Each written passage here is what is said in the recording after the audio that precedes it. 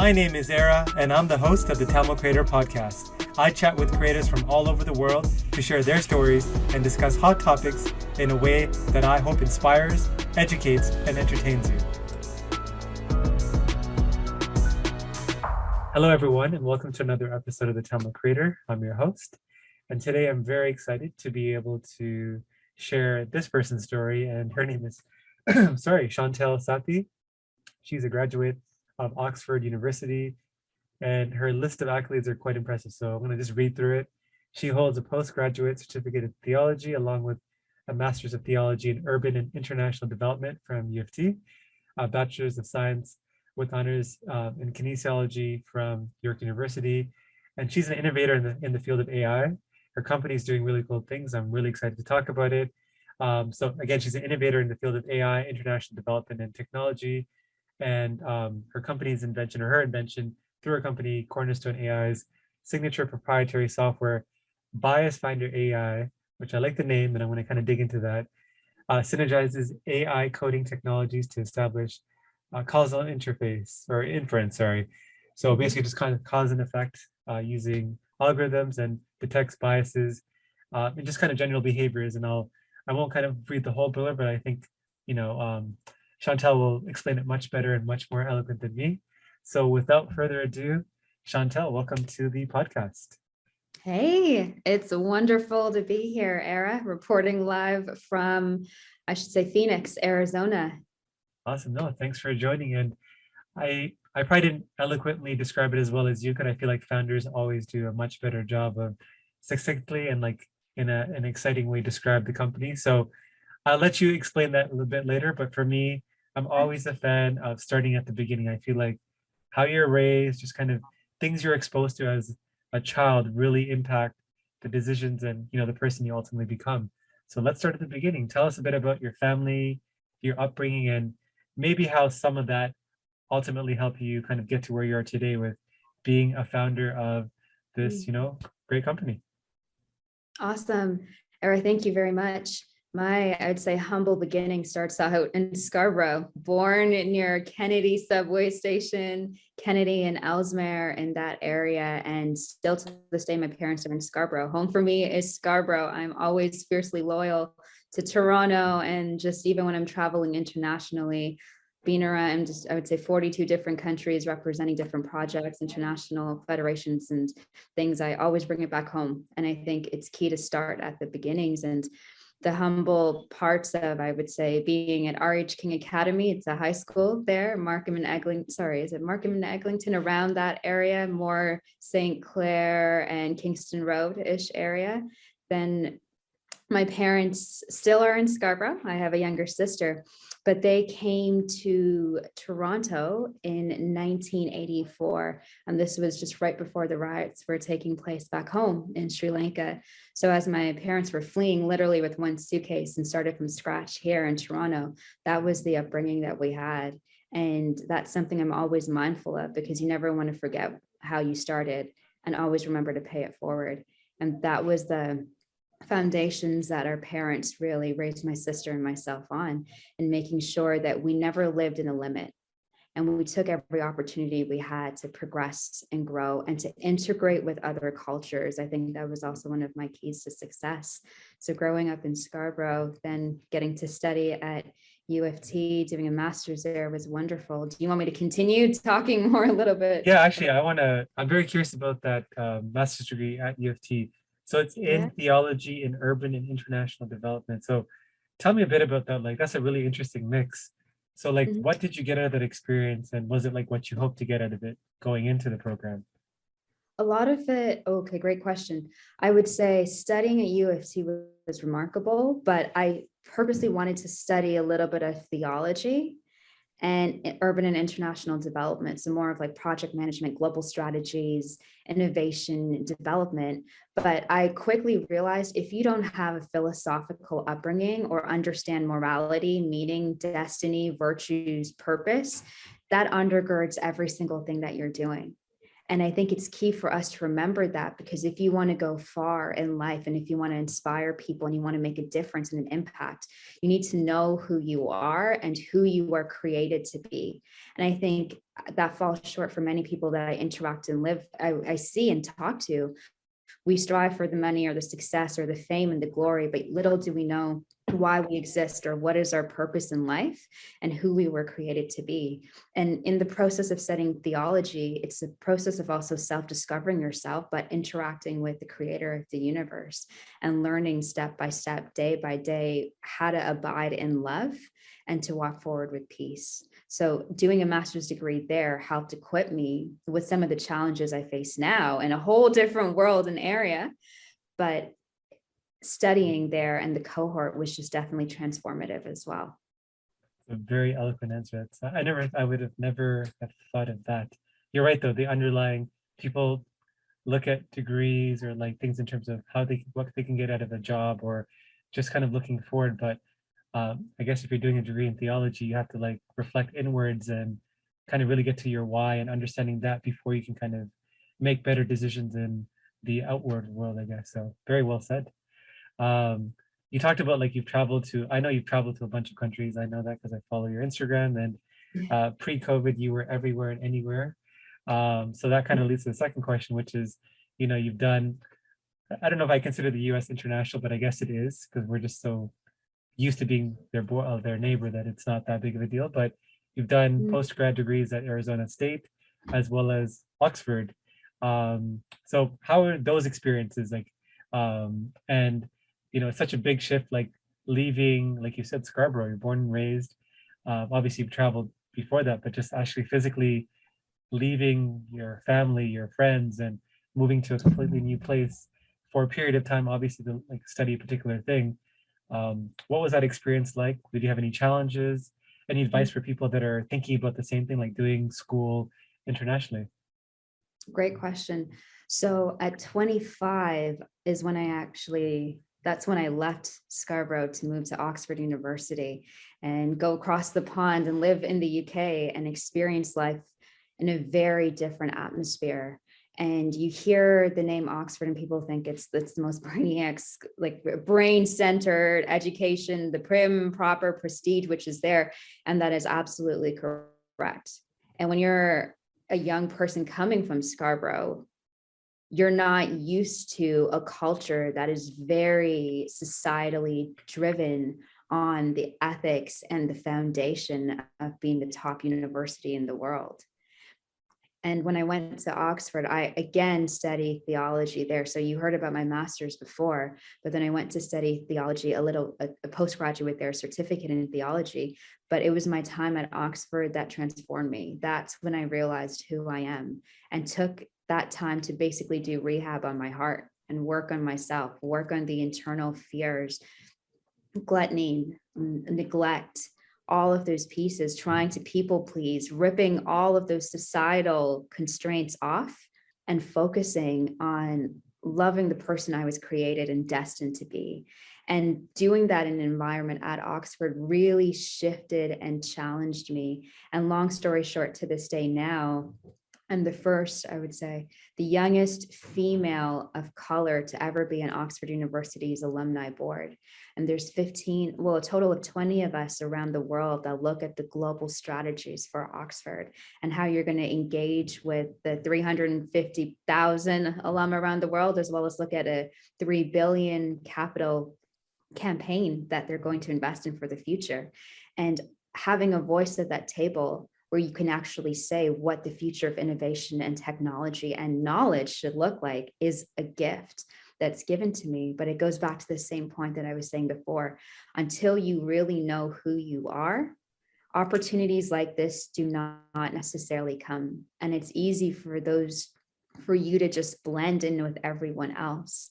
But the authentic voice that a person has definitely stands out, which is what has now brought me also to Arizona State to do my doctorate in innovation and science and technology as well.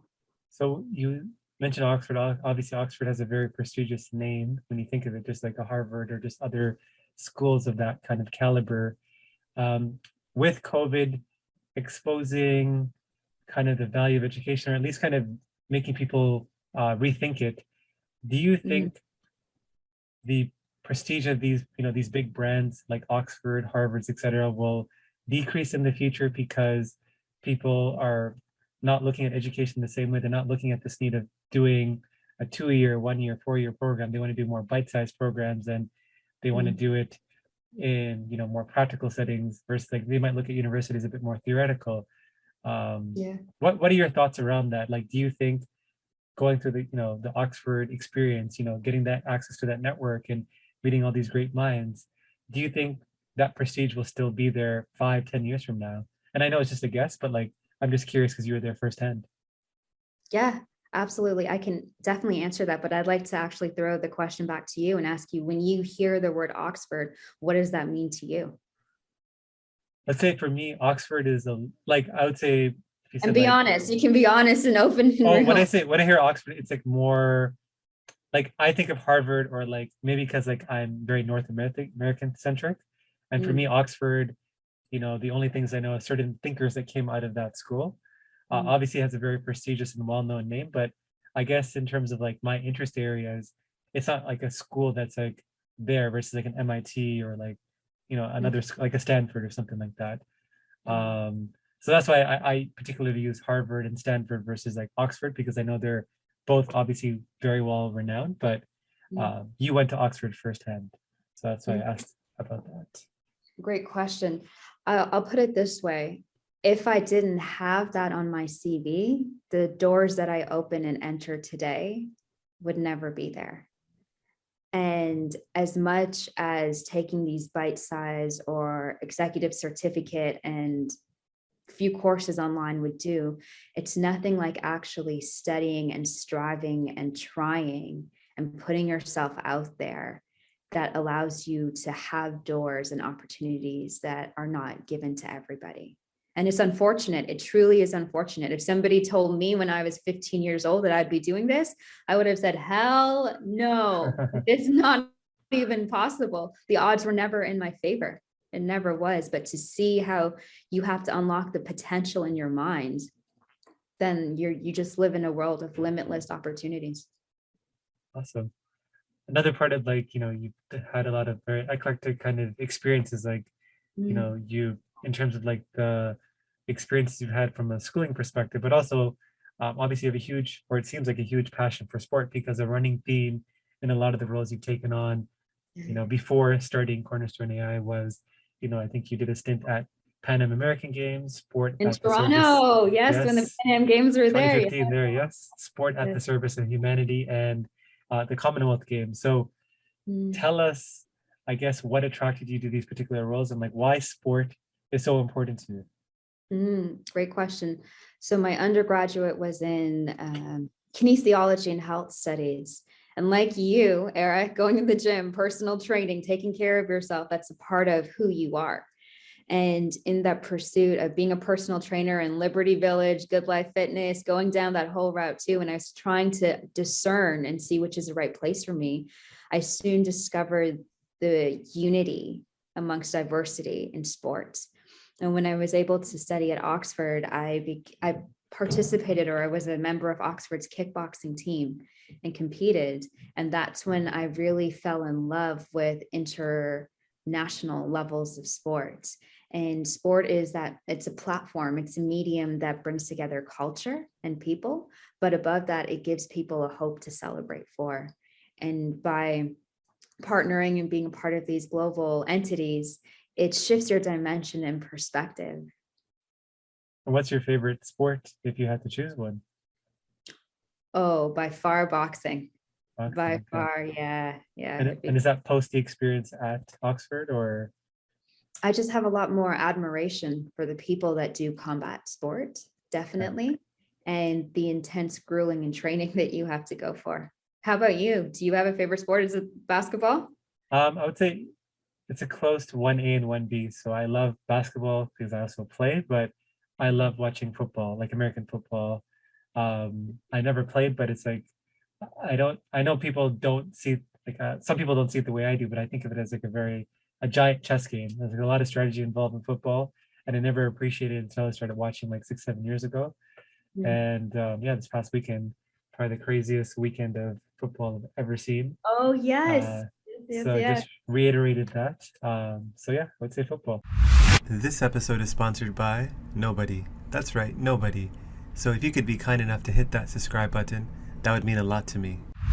Now I want to kind of get into the meat of the matter, which is, Mm. this company you've built, and you're just kind of digging, kind of figuring out why you started it, how the team came together. But I'll start at the beginning in terms of what even sparked this idea behind Cornerstone AI, and how did you come up with the name?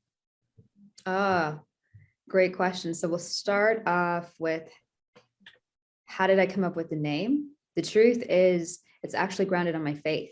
My faith is in Jesus Christ, and he is the cornerstone of my life. And I haven't necessarily always been a strong, passionate Christian at all until I really went to Oxford and discovered who I was created to be. Then I decided to name the company Cornerstone AI because of the foundation of my values and belief systems. And then it started to become contagious because it doesn't necessarily fit a traditional technology name that's there.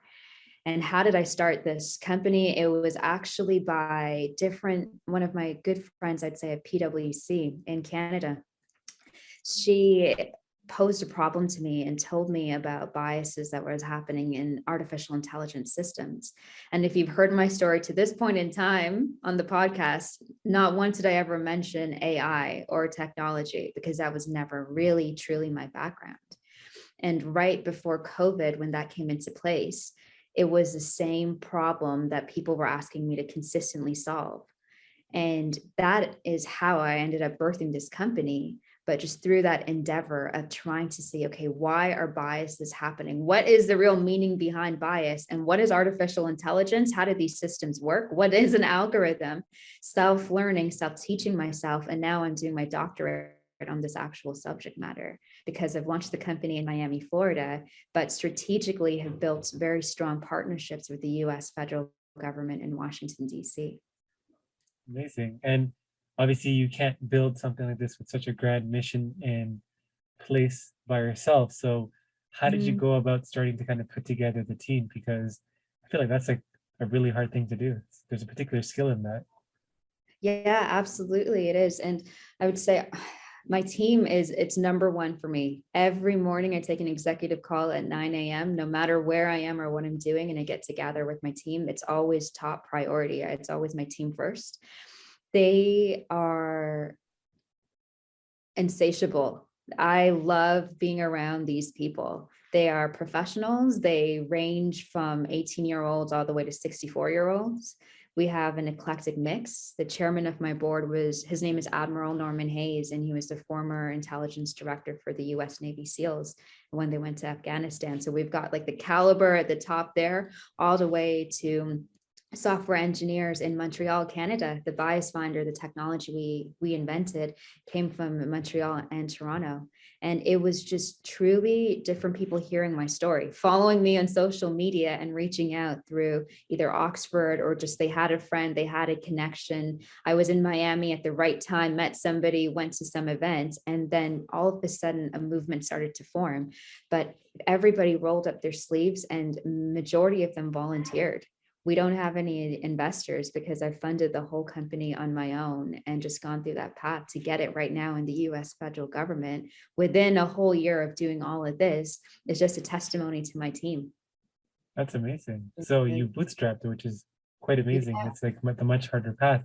Do you have plans to fundraise at some point, or do you want to go down the path of, getting this company to just like generate revenue and just kind of, continue to grow based on how your revenue grows? Great question. Ideally, I'm thinking at this point now, because we do need to expand and grow and further develop the Bias Finder AI, the software. So I would love to get an investor involved, but at the same time, we've come so far, and to do it where the team members each hold a good chunk of equity within the company, because that was my strategic decision to fund it, put in my own personal savings, everything to it. So the members of my team get more portion. And it's because I care that everybody's treated well, and then they can have a livelihood off of this once it generate revenue and it continues to progress forward, I strategically wanted to go down the other route of looking for partnerships and contracts right away and built the company around that model. And that's why when you have different federal government partnerships that either act as the aggregator for the US Department of Defense, Veterans Affairs, Homeland Security, et cetera, and they need artificial intelligence technology that's ethical to be built, the aggregators are there. But Cornerstone AI is strategically put in position there where everyone's looking at Silicon Valley. They're looking at in more of those AI tech hubs that's there. I changed route and went and explored in a different area, and then kabang, it's just waiting to go up from there.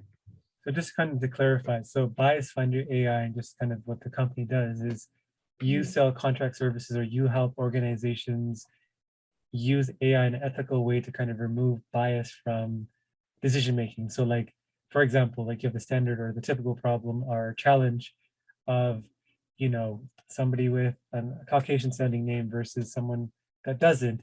One person's more likely to get a phone call back for a job interview and one person isn't. So just kind of your technology basically allows, it might not be that particular use case, but something like that where if recruiters or someone are using technology to kind of find candidates to remove the bias, any inherent biases that might be existing so that they actually find the right candidates based on the qualifications versus anything else. Does that sound about right, or did I butcher it at all?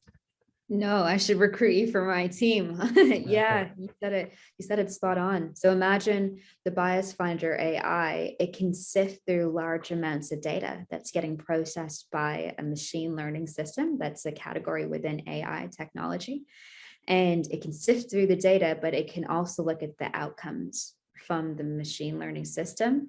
And we isolate for a certain variable in the data, such as ethnicity, gender, age, and can take a look at a causal and causation based, I would say, algorithms that we've combined together.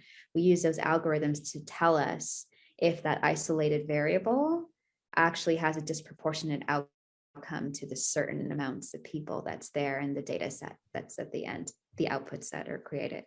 So I guess your revenue model is almost like a service-based one where they're using a technology to do this. So like, are your clients right now all government organizations or are they private companies?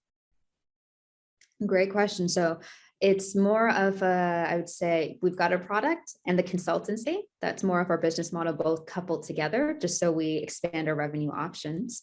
But it is primarily right now the US federal government. We've had 3 assessments done within the justice system in USA, a healthcare service, data set that came to us from New York City. And then finally was a mortgage data set that we also looked at from Montreal, Canada. So we can go, that's the cool thing about the Bias Finder, it's not limited to a specific industry. So for any of the listeners that's out there, and if they are also involved in any corporations, companies that are trying to integrate and involve ethical AI, that's exactly where Cornerstone AI comes in, to help support and also build those bridges and teach and educate people on responsible AI. So I guess the hardest part for any company is really finding that product market that you built a great product. How did you go and find your customer base? Because this essentially is B2B sales, and that's a very difficult and challenging and time-consuming thing to do. So how did you guys get your customers or find your customers, I'd say? Great question. I think it's because of the beauty in our product. It's those 6 different algorithms have been coded and created in a different way that hasn't been done before. And it's solving a massive global issue, which is in AI technology. So it was actually quite very easy for us to knock on different doors or for us to even get into the federal government because people had already been educated. They know about Facebook. They've heard about Amazon and what's happened, say, in 2019 when female candidates were not actually selected for positions that's there. This made headways in the news. Sometimes when we say algorithms and social media only show us certain content that's there, well, that's a form of bias. So people have heard these things, but now to actually produce and create a product that can solve it and help was a very easy way for us to bridge and merge those B2B connections. That's amazing. And I want to touch on this because you talked about it earlier, but you have this amazing team behind you, and you have this Yeah. running 9 o'clock call with them regardless, every day, regardless of where you are. What does your day Mhm. look like? And was it what you kind of expected going into this entrepreneurial lifestyle, like the what you thought it was going to be and what you actually do on a day-to-day basis? Just curious about like, yeah, how your day works. This is a great question, actually. This is a great question, but now you're getting into the crux behind my brain and what it takes for actual success to happen and achieve on a global level.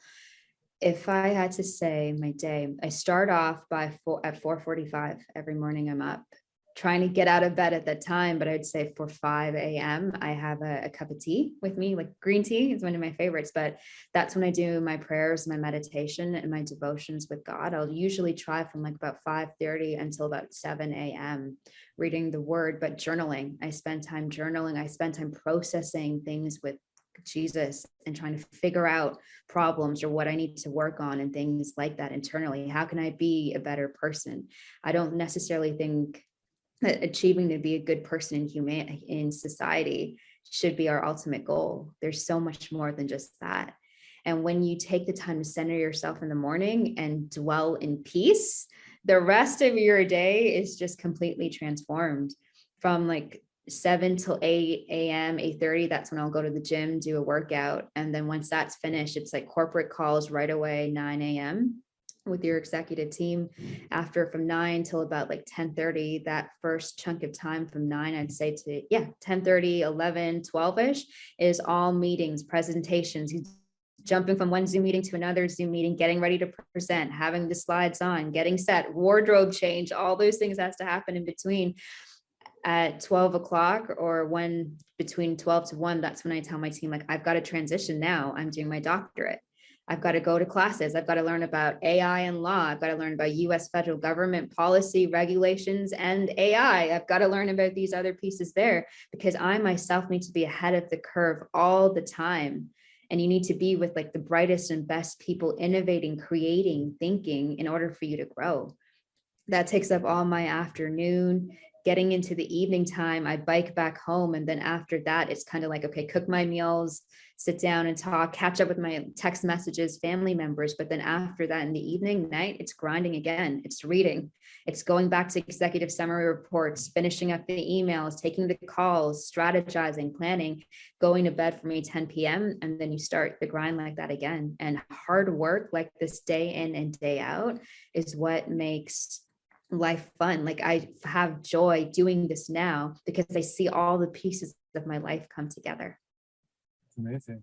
And is this Monday to Friday, or is this Monday like all 7 days? Is it like this for you? Great question. It's Monday to Friday. Saturday, I actually take a tech Sabbath. I take one whole day, no technology. And I'm not as consistent as I used to be last year. But I would just encourage every single listener right now to try this. Take one day, at least out of a month, unplug yourself from your cell phone and your laptop and learn to just breathe and read a book and cook a meal from scratch or share a meal with someone you don't know. And the more you start to do that, you allow your body to rest, you allow your mind to rest, and you allow yourself to get focused. So then the next day when it comes, you're alert, awake, and recharged. So And when you then say set more family time and then back into it again too. so like when you say full tech Sabbath, not just phone, but even like TV or just anything that's an electronic device. Correct. I learned this from a book. It's actually called 24/6. And it was a book that was written probably a couple of years ago by a Jewish Hollywood producer. And she and her husband started doing this tech Sabbath and wrote in this book what it does to the brain psychologically, physically, socially. And I learned a lot from reading that book, and I developed that same habit too. Interesting. Yeah. I mean, I don't think I do Yeah. like a full Have you day. ever tried that? Would you ever do it? No, I haven't done like what I would say is for me, I generally don't like to do, some people do work on their phone, like they'll reply to emails and things like that. I only Mm, do, I guess it's a form of Sabbath, but I don't think it really is. But I only do work at my desktop, and I mm, don't do work elsewhere. So like if I go to the living room, I go somewhere else. Like I try not to look at my phone or respond to people. Like if it's like work related, I only do it at my desktop because I want to associate this with work. And like when I'm out there, like I want to be focused on whoever or whatever I'm doing out there. But it's not technically a Mhm. Sabbath, but I have thought about this because there's an author that I follow, gosh, Neil something. He wrote the Book of Awesome. And when I met him, I think me and Claudia Yes. went to like a talk with him. He said one of the things he started to do was, he didn't call that tech Sabbath, but he like, just a day away from technology where he would just spend time with his wife and his kids and not look at his phone or just anything for that whole day. And it really helped him with kind of writing and just as like how he felt. So Mhm. definitely something to explore for me. I need to figure out how to do that, but I would love to do that. I think I might, I think my kids might make me commit to it because I feel like I would love to not look at technology while I'm with them. So that's cool that you Yeah. do that. And Do then, it and tell me how you feel after you do it. Just try it once because you'll learn so much about yourself and it'll challenge you. well, one of the things I want to do with this podcast is like on the YouTube channel is start doing mini Mhm. videos about like different topics that I like. So I feel like to Yeah. explore this idea of a tech Sabbath would be maybe I'll try it and kind of report back in terms of was I able to do it? What were the benefits? Or the what was hard Yeah. about it? So great idea. I will definitely note that down.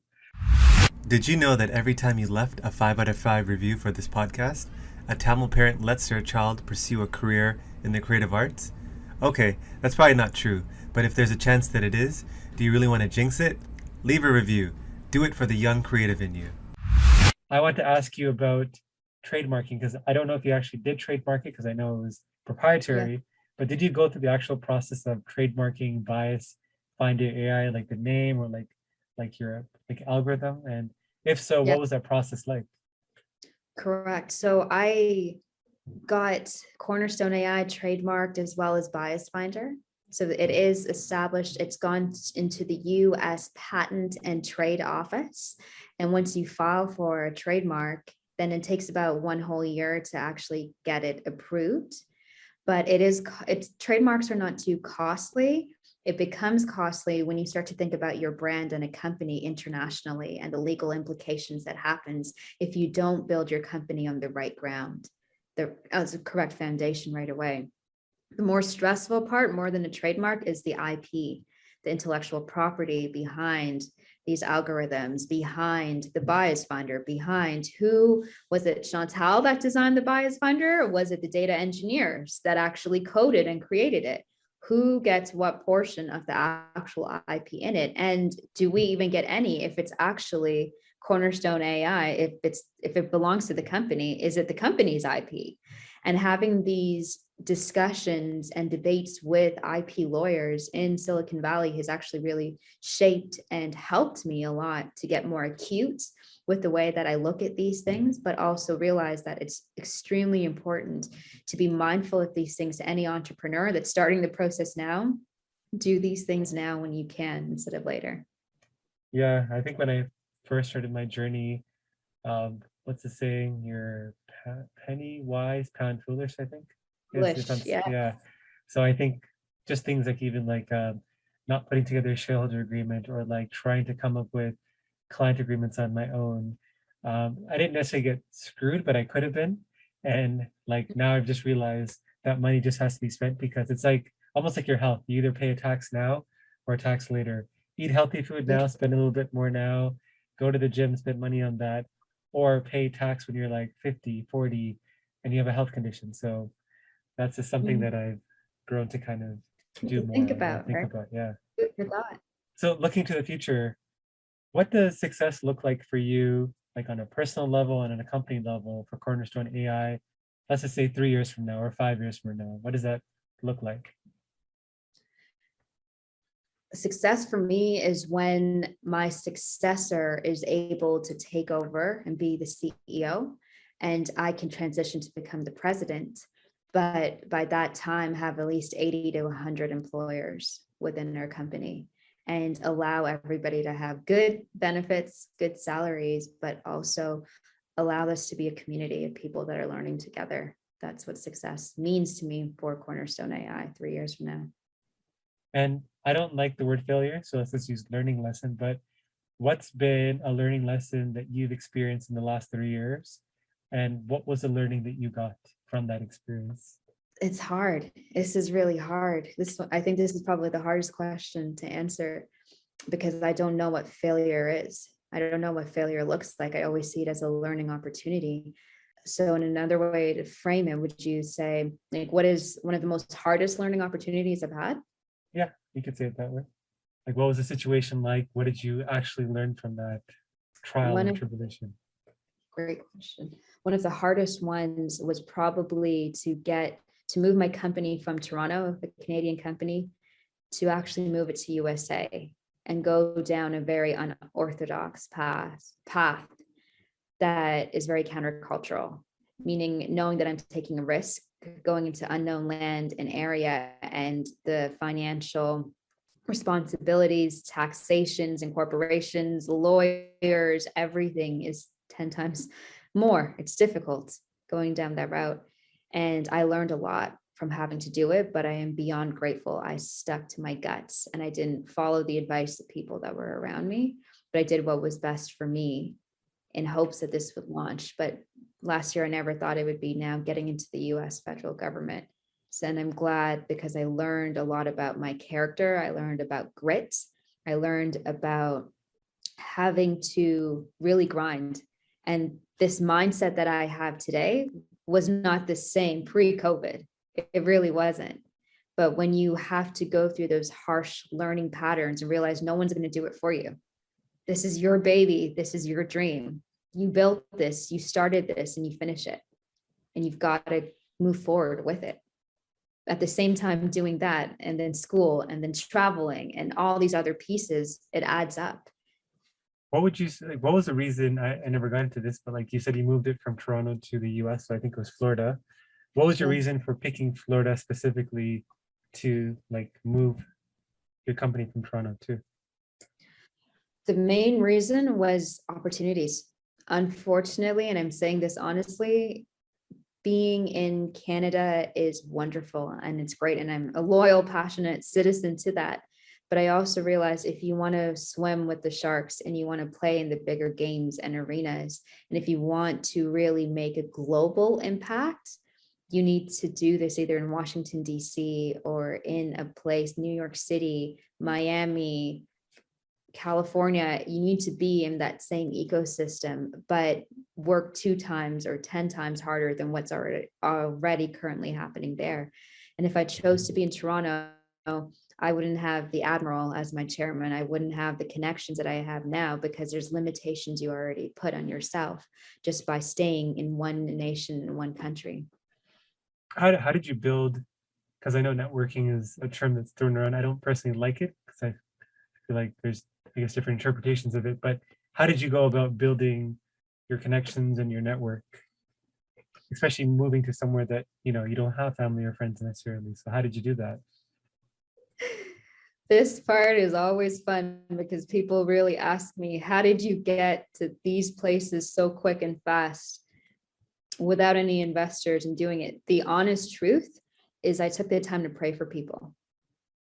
And I took the time to be kind. And I took the time to listen to a person's story. And without them knowing who I am now, taking those moments to just pray for a person and just say, hey, your struggles are real, but my God is bigger and greater. And I'm willing to stop to hear this. People remembered that kindness and helped me forward. They said, well, you blessed me with this moment. I know someone who knows somebody within this government system. You just got to go and present and I'll make the introduction. They did all these things for me. All I had to do, going back to my theme, being who you were created to be.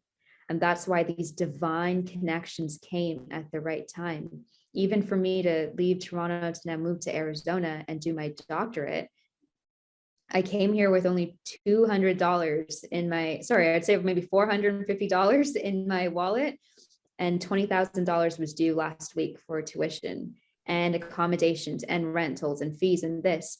And within the matter of a week and a half, God took care of every single expense, and people just stepped up and offered drives and cars and food and took my tuition. And now I get paid to even study, it is all by like the divine favor. And that's what I'm saying, that it's not, I don't know, I don't believe in karma. I really don't, because I see the power in prayer.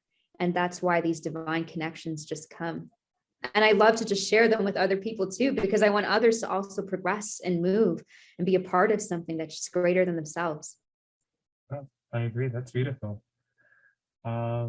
What's been, you're doing amazing things. You're taking huge risks, and and I think you'll be rewarded for that. But what's been your support system like in terms of like your friends, your family, your sister, your sister is included obviously in your family, but have they ever questioned or criticized your career choices?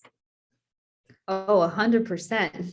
Living this type of life is not what I would say traditional Sri Lankan Tamil parents would necessarily want. You're 30 years old, you're not married, you're constantly traveling, you have a company, you're doing these things. And sometimes they just want a simple life for their daughter, because they've seen the ups and downs and the tears and the cries and the failures, and have to get back up and to restart. And sometimes they wonder, like, what did she ever do to deserve this? But then that's only one perspective that's there.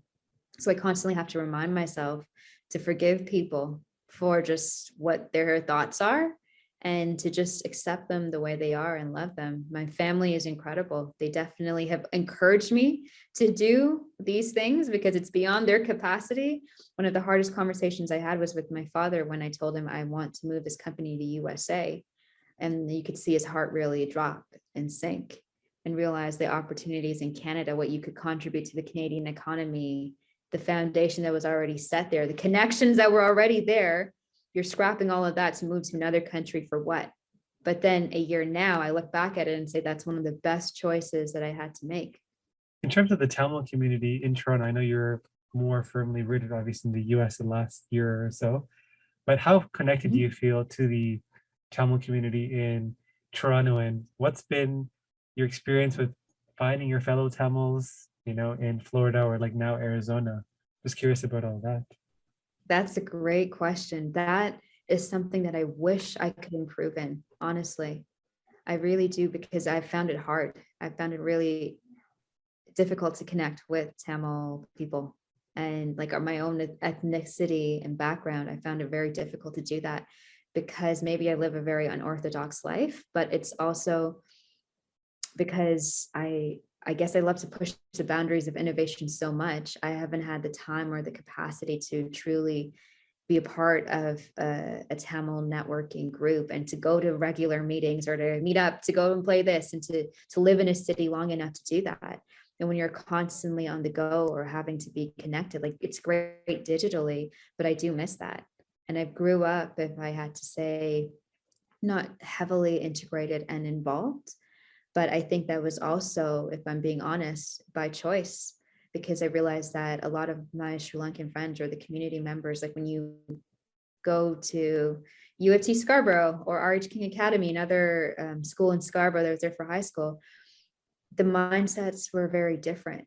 And I really wish, and I fell into that trap of trying to pretend to be someone that I wasn't.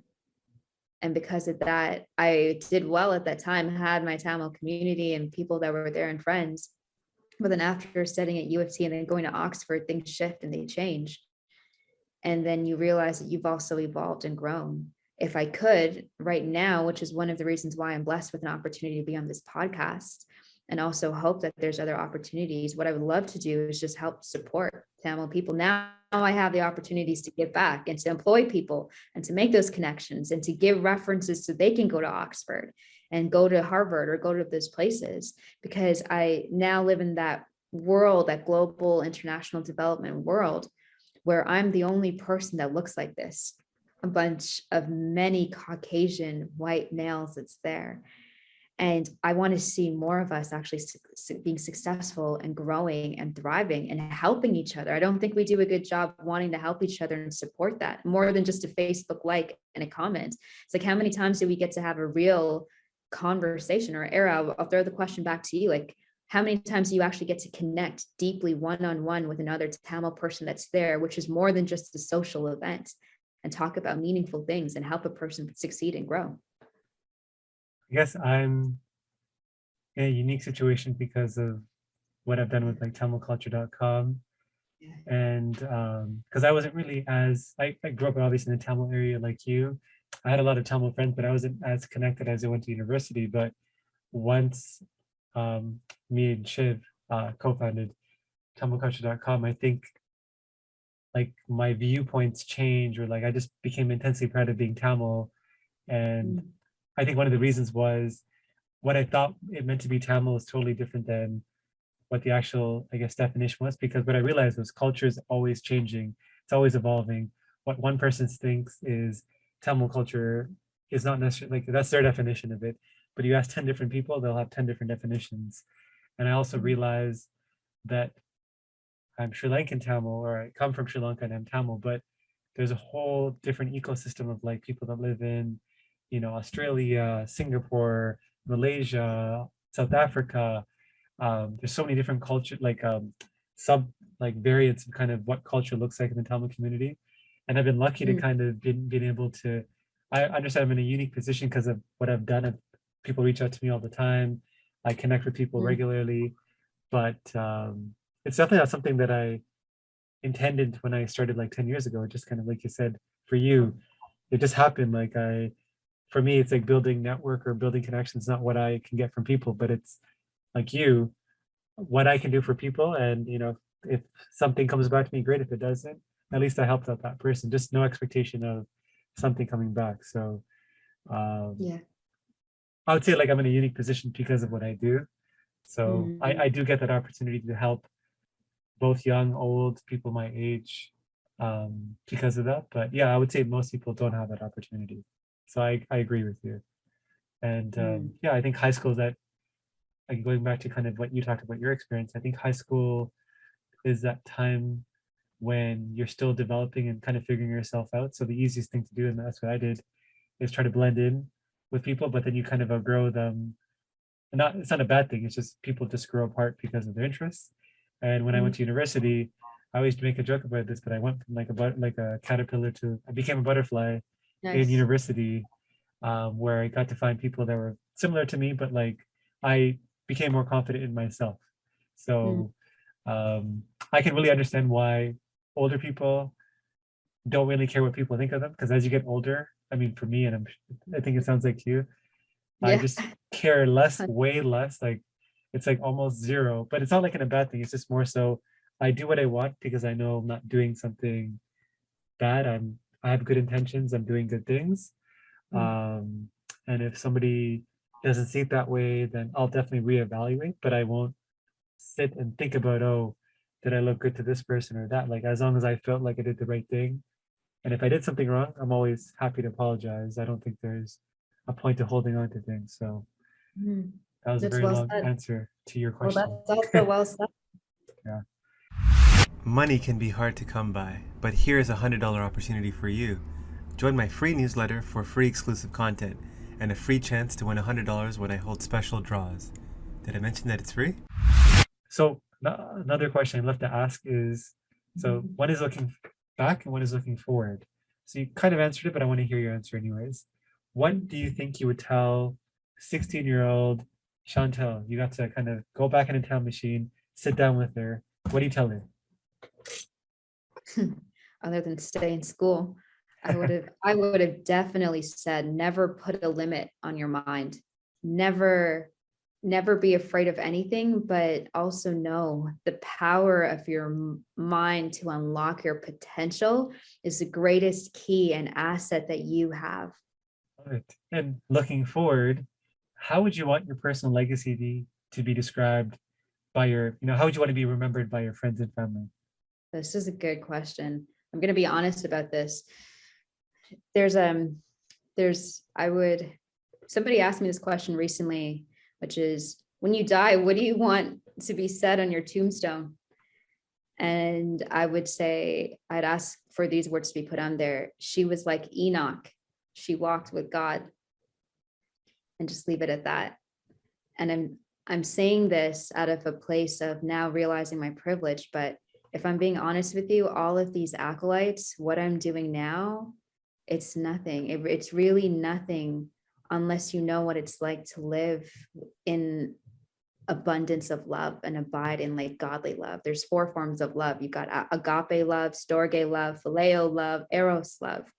And this is now Greek methodology, like philosophy and stuff coming into our talk right now too. But when you encounter agape love, the love of God with you, it transforms you and changes you. So you're never the same.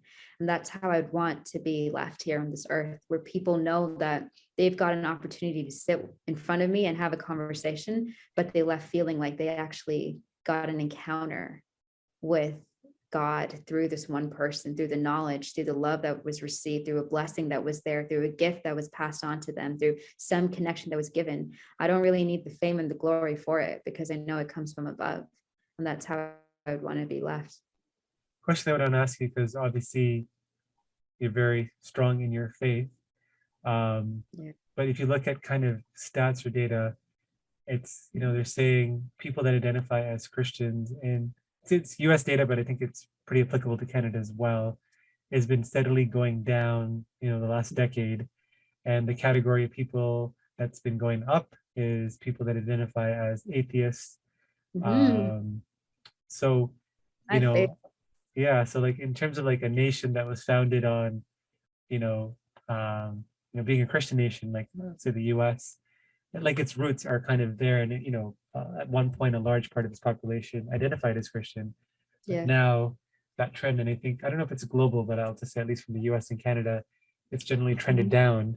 Why do you think that is? Like, what's your guess, or like, what's your opinion on that? 100%. Because everything you describe, it's a beautiful thing. So why wouldn't people want to experience that, and choose to believe that there is, like, if they're atheists, like they don't believe in a God? Because they've been, how do I say this? They've fallen into the trap of religion instead of relationship. And I'm not religious. I'm not one to stand for religion. I really am not. I don't go to church. I don't read the Bible out of religious acts. I can't stand for that anymore. I can't stand just to go into, say, a mosque or a temple and just do rituals and just to go down that route. My dad's side is Hindu. My mom's side also has atheists in the family as well as some Christians. We've got a whole eclectic mix where I'm from and upbringing too, but I'm not about religion. And I think if people understood love and a relationship with God and the transformation that comes out of that, your life has changed like mine. And I was never like this. If you ask my 16-year-old self, she was boy crazy. Didn't never think I would get out of school. Like I would even finish and get to York University. My dad was on his knees hoping, like, to God that I'd actually be able to graduate out of high school, because I was not the person I am today. But that's because of working on yourself changes you. Well, I think that's a good way to segue into the last segment of the podcast. It's a fun segment. I like to call it Creator Confession. So basically, I'm going to state like a bunch of statements, and you're going to give me the first answer that pops to mind. Ready? Okay, cool. Favorite Tamil food? Kotroti. Something that scares you? Watching scary movies in the dark, like late in the evening, night. Scared of that for sure. Bad idea. Yeah, for sure. Insecurity you have? Freckles. I have freckles, and not too many. liking people have freckles. Yeah, it used to be, not anymore, but yeah, it used to be. Favorite show you're watching? I don't even have time for TV, but before that, it was Succession. Heard so much about it. Okay. And as a big traveler, a place you're itching to travel to after this pandemic is over, or not over, but managed, I guess would be the way to say it. Thailand or Spain, for sure. A fellow Tamil creator you want to give a shout out to? Ooh, yes. Okay, there was this one. I don't remember her name, but I was reading on your blog. She was an athlete. She did track and field. Oh, Abby, yes. Yes, definitely her and her story and the things that she experienced and she went through. To be definitely. happy to hear that. Favorite childhood memory? Kennedy and Eglinton, there's a complex that's there. And as a kid, my grandpa would take me to go get mutton rolls right around the area. And I just remember always going there and Little Caesar's Pizza. Oh, I love that place. Yeah. What do you like to do for fun outside of work? Oh, I travel like heck. Like this weekend, I'm probably going to go skiing in Colorado or then go hike the Grand Canyon. Do that, just travel, go see and experience. Do that. Favorite movie of all time? I was going to say, what was the Avatar? Avatar. I think I really like that movie, Avatar. Avatar 2 is coming out later this year. Oh, is it really? Yes. Cool. Um, Check it out. what's a purchase you've made in the last couple of years that you splurged on, but you have zero regret about it? Last couple of years, I wouldn't be able to say. I honestly wouldn't be able to say. I think it was actually birthing a company, splurged on that and actually produced something and created something. And now it's alive and going, which I have no regrets about. Pet peeve. Oh, when people say, and I will start sitting there and counting the amount of times. Yeah, that's definitely a pet peeve of mine. Trying to think if I've done this on the podcast, but okay. No, you Um, have if you knew that you were going to die tomorrow, a regret that you would have. absolutely nothing. I live every day as if I was going to die tomorrow. That's why you just look at your agenda, do what's on the calendar for the day, and deal with the other stuff for tomorrow. I get a good 7 hours of sleep every day, and I'm calm. I'm calm, no stress. A person whose life, so I say celebrity, but you can be anybody, whose life you'd want to experience for one day. Matthew McConaughey. I'm trying to think. I don't. They have to be alive? No? Einstein. Okay. I'd love to be in the shoes of Albert Einstein. What's been a favorite book you've read or a podcast you've listened to recently that's had an impact on you? Man, well, this is a good one that I should pull up. I haven't read that one yet. I don't know. This That's is an hard. okay answer, yeah. Readings. Hold on. I want to be able to answer this. What is it? A book? Or a podcast, either or. I actually have to pull it up now. Spotify. I'll show you. I found one yesterday, actually. Jordan Peterson's podcast. Okay, got it. You see this one? Yes, I can see it. Yeah. I was thinking about listening to some of his podcasts recently, and yours. Okay, I'll take it. And both of them. What's a new belief, behavior, or habit that's improved your life?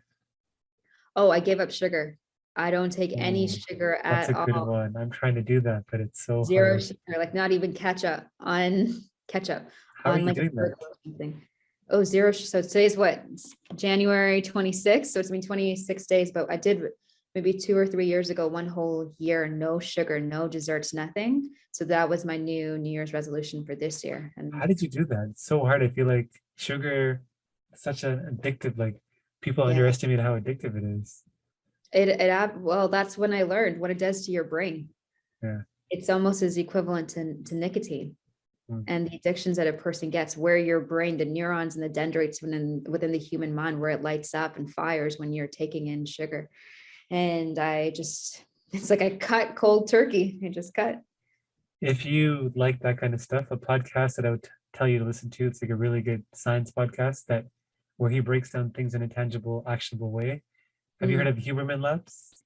No. It's a really good podcast. I only listened to a couple episodes because they're very long. They're like 2.5 hours, but Wow. really good. Like breaks down why it's important when you wake up to like get sunlight right away into your eyes. Why we develop social bonds, like the chemistry and physiology and stuff behind it. So pretty cool. Nice. And the final question of the speed round is, what's a piece of advice you would give to your fellow aspiring Telmo creators out there? Find a mentor. And find a mentor who's not from the same culture as you. and learn their ways and why they do certain things.